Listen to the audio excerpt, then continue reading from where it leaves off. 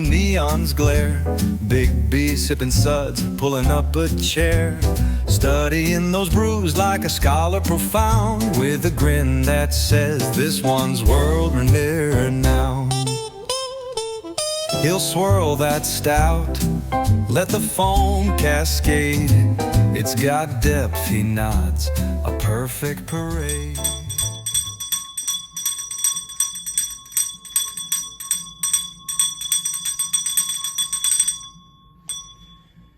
Welcome back, y'all, to the damn bar for another Big B beer review.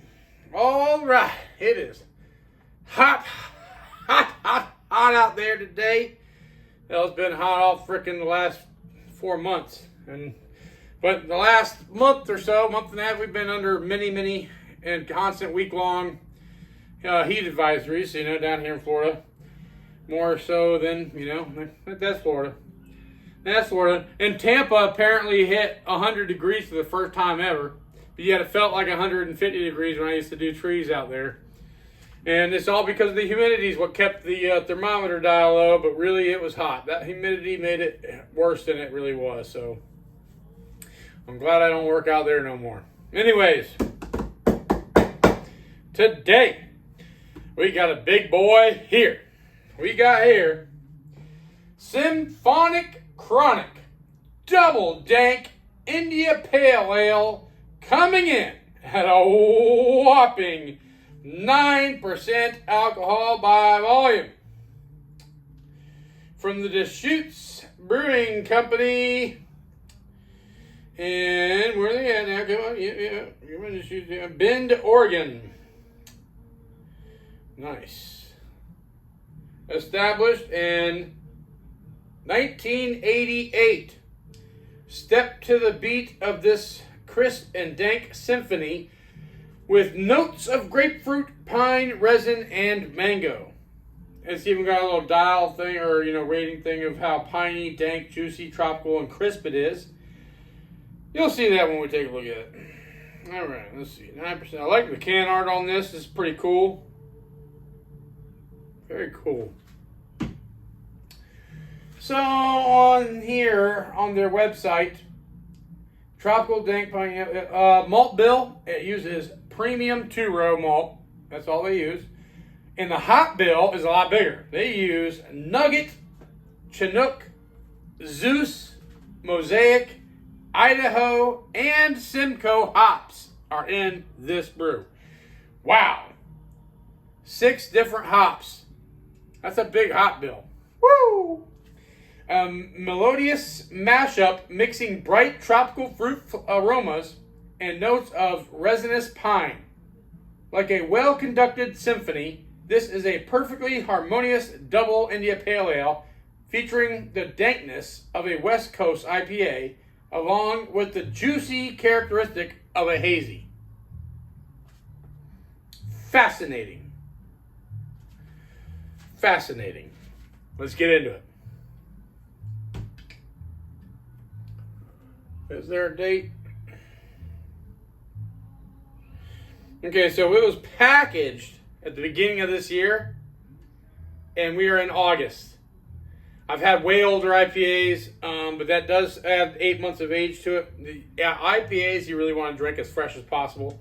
But, I mean, they're canned. It really doesn't make that big of a difference until you get into where they're like several years. So I'm going to give it a little bit of a roll here, nice and gentle, to get that air bubble that's up there to help kind of bring a water barrier to break, to get any kind of sediment in the bottom, down a little bit. The can is not like super tight, so I don't expect an explosion. So here we go. Nice shakluk. Oh, that's got a dankiness to it, all right. That's nice. Definitely piney right off the nose, and it's got like that danky, like marijuana dank, you know what I mean, smell to it. Not like, I guess you could say kind of a little bit like marijuana. All right, let's get this sucker into the glass.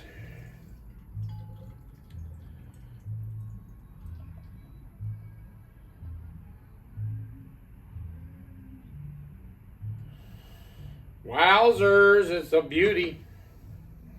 Oh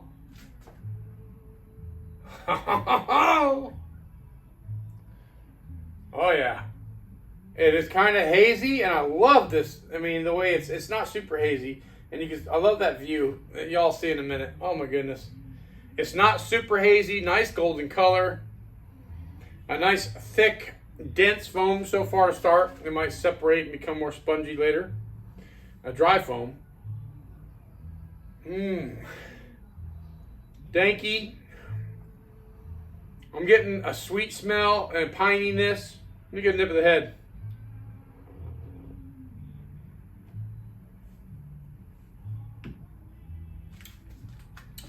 Smooth. Hoppy. Piney. A little bit of sweetness there, a little bit of breadiness. Take a look. All right, I love the can art. It's not a wrap, it's actually printed onto the can. Check them out, right?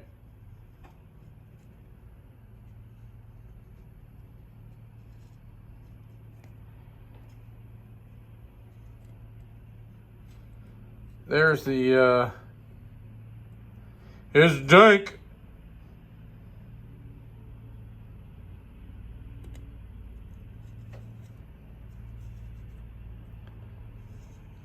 All right. Got a little head retention going on there. A little lacing. That's what I'm talking about. See, it's not so hazy that you can't see the... I love that view. I do. There we go. Pretty hazy. But not like so thick and hazy, you know.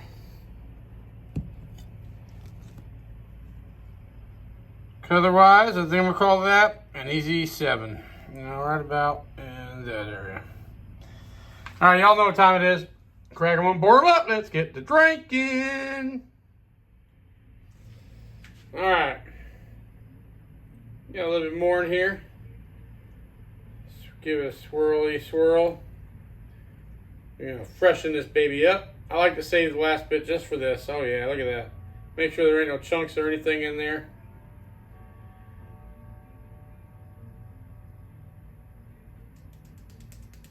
Every last drop.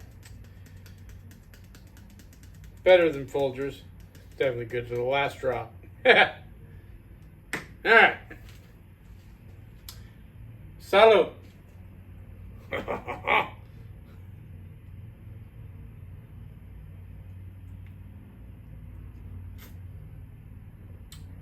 Oh my.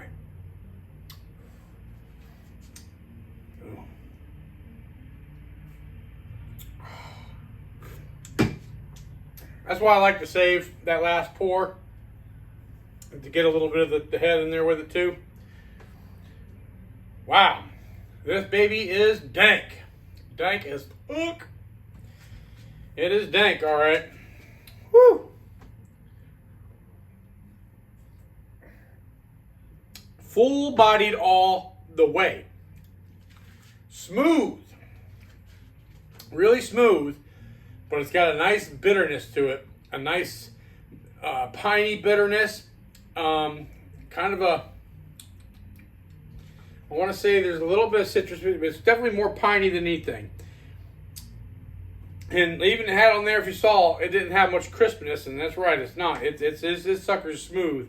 And at 9% alcohol by volume, this baby's a sipper. Thought I was going to start chugging it, huh? Yeah, wow. Definitely, woo! You get the in the end, you definitely can get the 9%. It's there all the way, but it really, in the finish, you get that you get the alcohol. It's there. You can tell it's 9%. Full body, like I said, really smooth, great piney flavor, and it's not too hoppy bitter to where it's soapy, but it's got a lot of bitterness there. Not bad though. Not bad. A little bit, what is that flavor? I want to say kind of like a honey. The bitterness and the sweetness kind of combine pretty well there. Not too bad. Food-wise,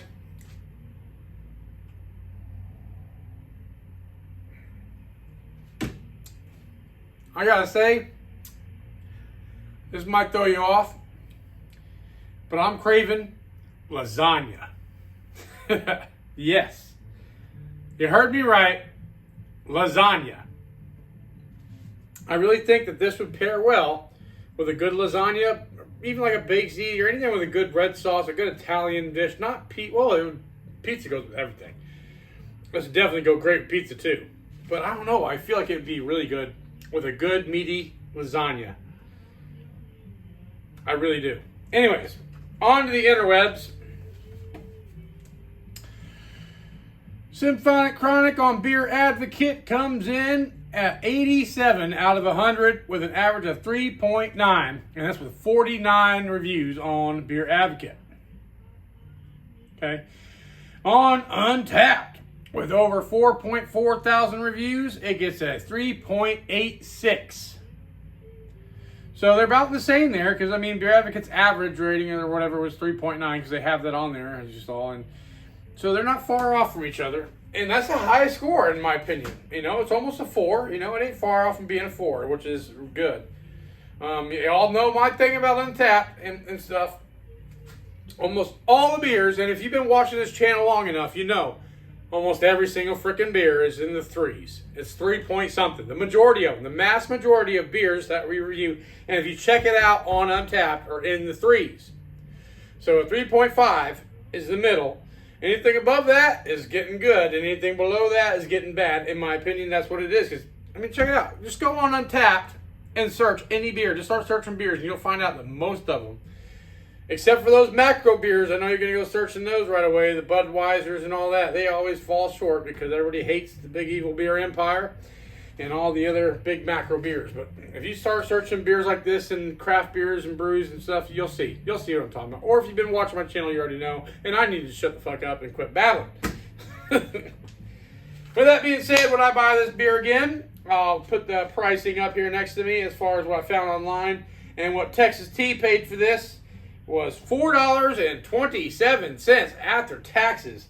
That's about 22 cents an ounce because this is a 19.2 ounce can. 1 pint plus 3.2 ounces. So, wow, 22 cents an ounce and stuff. I mean, I don't know. For that price, I don't know. Would I? I don't know. Probably not. The local brewery around here, Florida Avenue Brewing Company, they got these same size cans. I think they're even bigger. Might be the same size. And you get them 2 for $7, and they're 10%, and they're called a Big Boy Blue. I'm pretty sure I did the review on that. If I didn't, check it out. I'm sure I have. And that sucker's dangerous good. I know I did, actually. It's dangerous good. 10%. They're 2 for $7. So, yeah, if I'm looking for a delicious and quick buzz, I'm going with that. I probably wouldn't buy this one again. I'm not the biggest IPA fan anyways. So enough about that. Moving along. Memory bells. 2. I'm going to give it 2 out of 5 memory bells. That's just like how much I'm going to remember, when I say memory bells. Craveability. 5 out of 10. And Big B Beer Review Grade, the one that matters. I like the high ABV. I don't like the price. All in all, it's a well-rounded IPA, I gotta say. I'm gonna give this one a B-. A B-. That ain't bad. That ain't terrible. It's still a B. It's just a B-. Even a C+ is good. It's better than a C+. It's a B-. So, have y'all had this beer before? Let me know in the comments below. What is your favorite IPA? And this is technically an Imperial IPA because it's 9%. Or you can call it a double. That's why they call it double dank. It's a double IPA, Imperial, yada, yada. Let me know in the comments below if y'all have had this. Let me know what is your favorite high ABV Imperial or double IPA. What is your favorite? Let me know. Look, leave a comment, please. Tell me if you hate my ugly face and my babbling. Let me know in the damn comments. Just comment on it. Tell me, fuck off or whatever. Let me know in the comment. Damn it. Helps the channel. I'm telling you, feed that algorithm. Yeah. And make sure you hit thumbs up. So, anyways, I hope y'all enjoyed watching this as much as I enjoyed drinking it. If so, don't forget to subscribe. It doesn't cost anything. It's completely free. Subscribe, share it with your friends, get a good laugh. And, I hope to see you all next time here at the damn bar. Until next time, salud and happy days.